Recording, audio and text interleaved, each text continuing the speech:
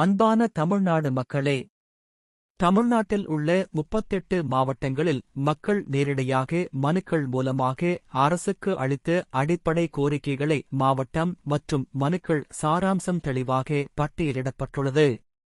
தங்கள் மனுக்களின் தொடர்ச்சியாக மனுக்கள் மீதான முறையான நடவடிக்கை மேற்கொள்ள வேண்டிய அனைத்து மாவட்டங்களில் உள்ள அரசு துறைகளை பட்டியல் தரப்பட்டுள்ளது. எமது நோக்கம், தங்கள் மாவட்டத்தில் உள்ள அனைத்து அடிப்படை கோரிக்கைகளும் முழுமையாக நிறைவேற்றப்பட வேண்டும் என்பதே. நன்றி. ராமன். ஜெய்ஹிந்த்.